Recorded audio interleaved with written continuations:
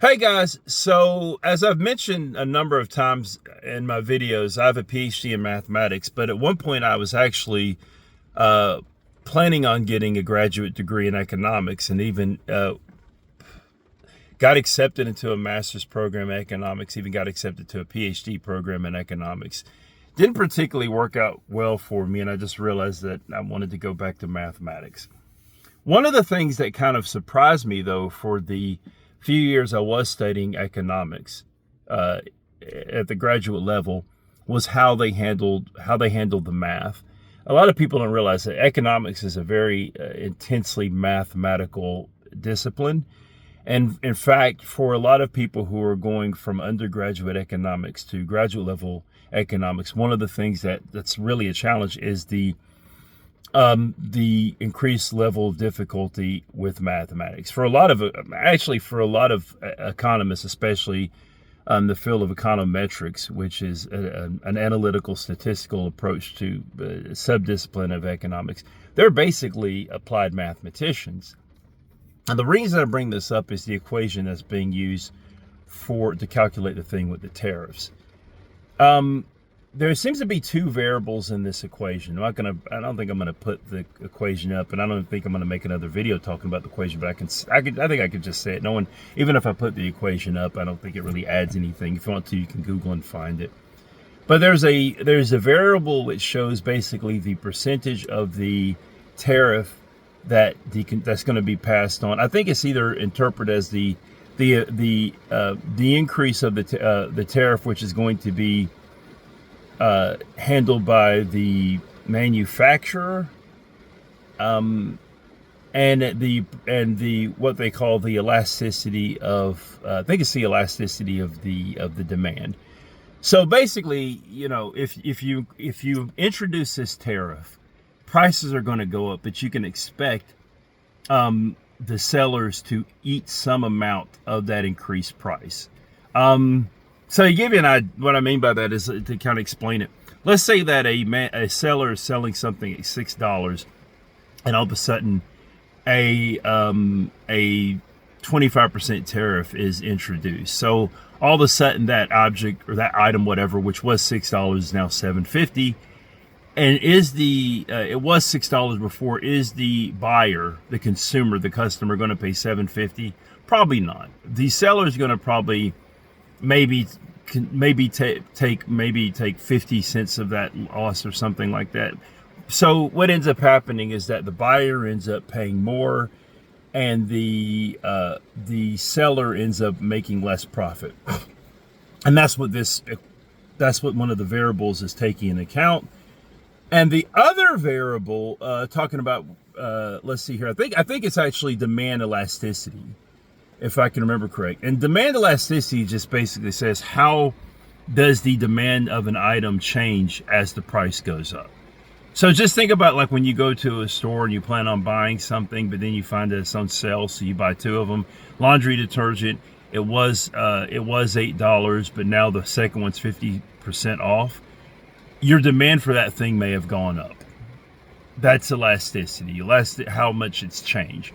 And if something's very elastic, it means that a small, subtle change will either drive the demand up or can drive the demand down dramatically. And if an object has little elasticity, then an increase in price or even a decrease in price will have little demand on it. So, for example, gasoline. Gasoline is kind of an inelastic good because most people are going to fill up their tank regardless, unless the price is really high.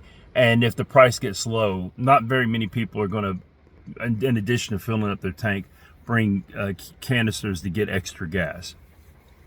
So the whole thing about this, I heard someone refer to it as mathiness.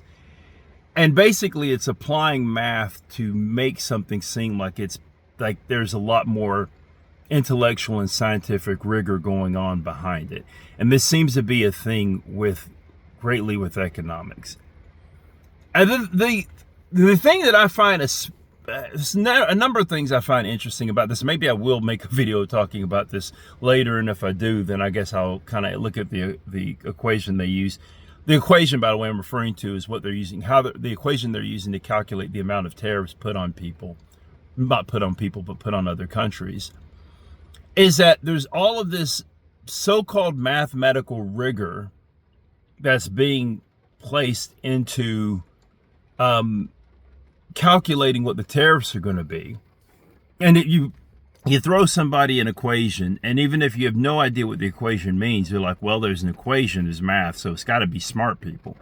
But the reason those two variables stick out to me is because those are just all assumptions. Like you can study the people's consuming behavior over the course of years or whatever, and you can maybe get an estimate of elasticity, and you can study the behavior of vendors and maybe see, okay, this is how much of the cost they're going to eat. I keep saying eat, but they're going to absorb, I guess would be a better expression. But at the end of the day, all of that is just an estimate. And I think the best economics, or the most reliable economics, is the economics that can be told through a narrative. Like for me to say, if I go in and say, hey, if we decrease the price of this thing, it's going to increase the demand of it.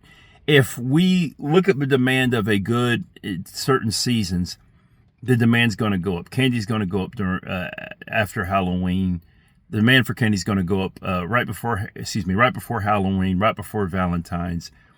That's a narrative, and it's when you start trying to add the math to it is where you get kind of stuck in the nuance. But then on top of all this, throw all the numbers you want at it, and bring in all the pseudoscientific rigor you want, and look at all these different economist papers that they've written.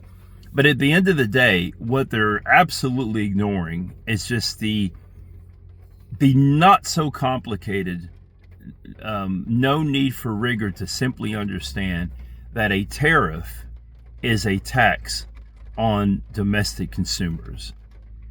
No matter what, throw whatever mathematical equation you want to, a tariff is a tax on domestic consumers.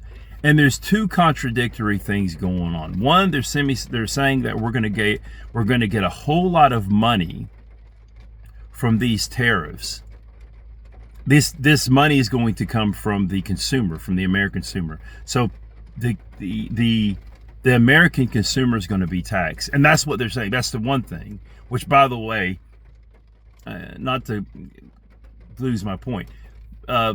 Tariffs not only is an attack on consumer, but it's also a regressive tax, meaning that it taxes lower income people at a higher rate than higher income people. That's a whole other discussion. But the other contradictory thing is to say that it's going to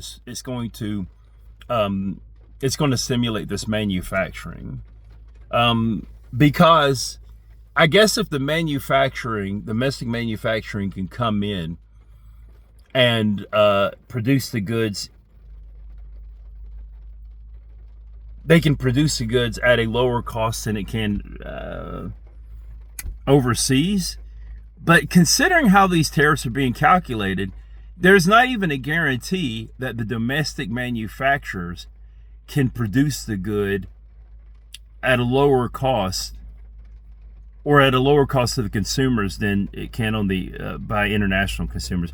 Basically, I'm saying that if a good, let's say you put a 20% tariff on a good, but if that good costs 30% more to produce in the U.S., what difference does it make? And because it's not just that good, it's not just that good you're producing, but it's all the infrastructure for it. My brother, brother's a history teacher, and he kind of brought this example. He's like the manufacturing of furniture in North Carolina. North Carolina used to be this big furniture manufacturing state, and a lot of the manufacturing has left the state. But it wasn't just that they were manufacturing furniture.